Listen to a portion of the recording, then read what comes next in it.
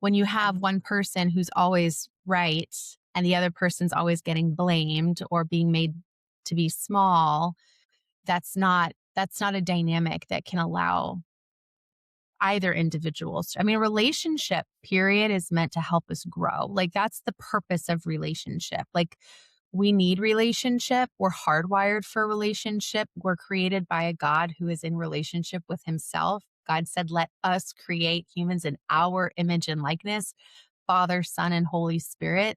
We're created for connection. We're created for intimacy at a biochemical level, at a cellular level. We're created for it. We can't thrive apart from it.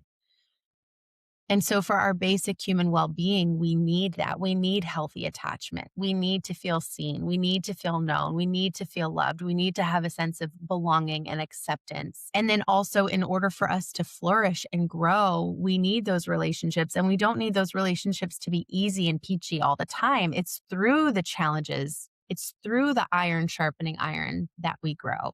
And a lot of people, when they say things like, to go back to what Claire said, I'm going to protect my peace and this person is robbing my peace. Well, actually, what you're robbing yourself of is personal development. What you're robbing yourself of is personal growth. What you're robbing yourself of is that compassionate inquiry of going, ooh, I don't like how I'm responding or reacting in this situation. Forget about the other person. What's going on inside of me? What is this bringing up inside of me? Right? And doing that work of refining ourselves. It's a lot easier to point the finger and say, they're the problem, than look at ourselves and go, okay, what's coming up in me and how do I process this in a really healthy way? And a lot of people just don't have the tools to know how to do that. Talking about triggers, people want to avoid their triggers because nobody likes feeling triggered. We feel out of control. Maybe we feel a little shameful about ourselves by the way that we're reacting. When we're super activated, we're like, oh, I'm out of control and I'm acting like a crazy psychotic person. Like, I don't want to deal with this side of myself.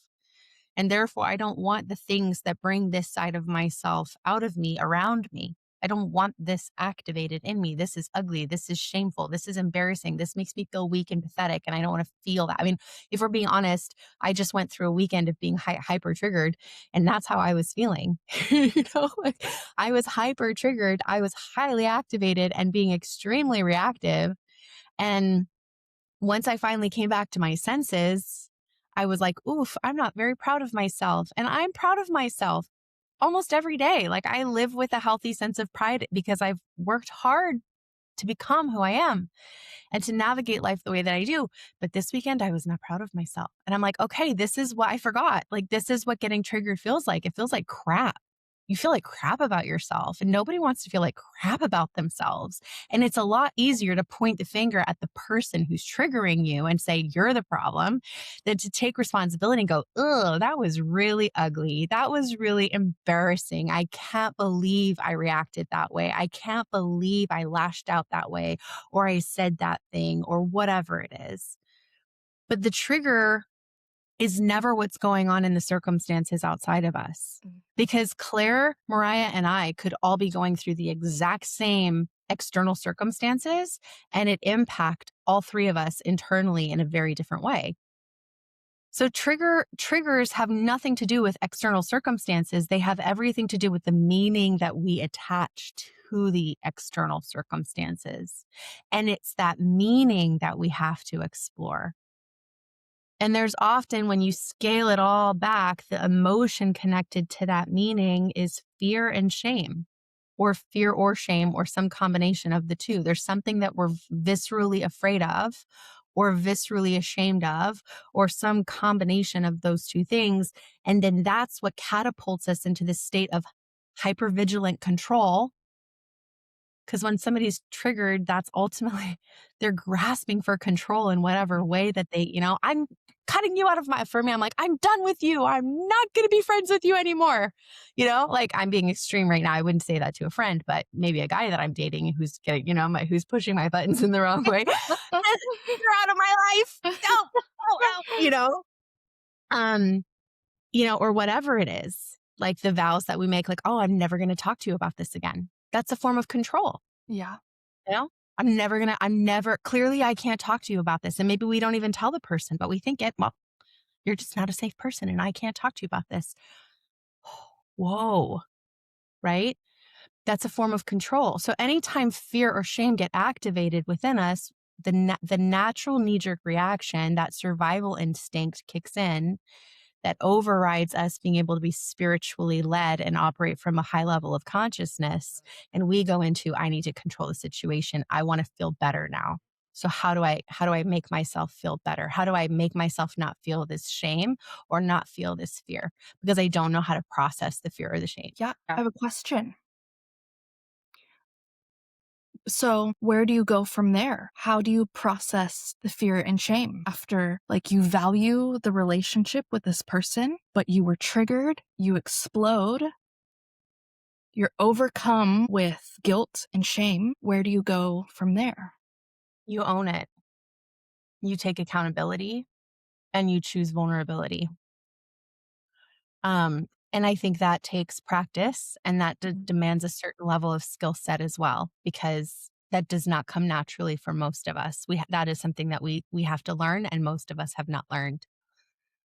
But you know, so we're gonna go here. So I started dating somebody because dating app since November, and Yeah. there's been one guy that I have been quite like focused on. He has my attention. He's got my affection right now, and we've been talking and dating for a little over a month.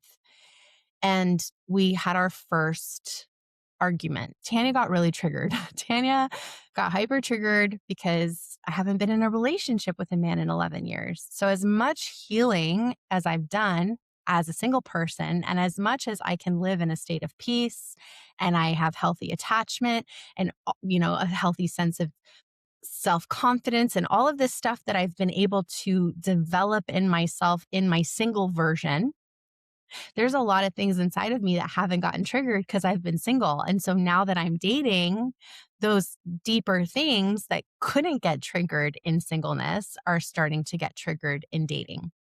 So I had some of that stuff come up for me this last weekend.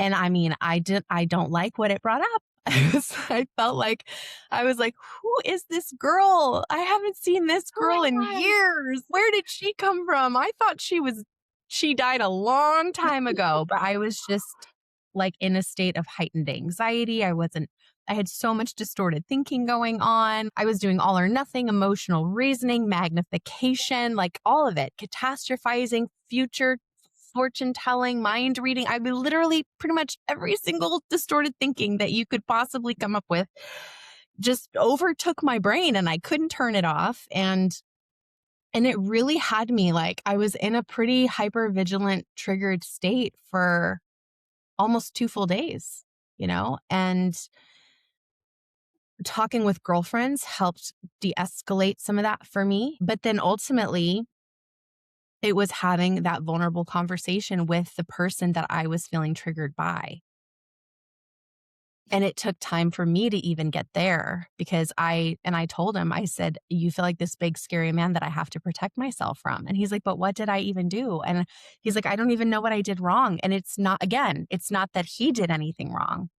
It's the meaning that I attach to what he did based off of past wounds, Mm. past painful things that I experienced in past relationships with previous men. And that's what triggers are. We take things from the past and we throw them onto the present and we go, this feels familiar to that. And therefore it's going to produce the same outcome. And I don't want to go through that again. So how do I protect myself? How do I control this situation? But I had to make a choice to be honest about my shame with two of my closest girlfriends and say, this is the state that I've been in for the last 2 days. And I'm embarrassed with myself. And I'm embarrassed with the way that I've been reacting. And I'm not proud of myself. And I don't even want to tell you guys what I've been thinking, or how I've been reacting, but I'm going to confess it because I think that's the most powerful way to Mhm. break free from the grip of shame is to do the opposite of what shame tells you to do. And shame says keep it in the dark, keep it silent, don't tell anyone.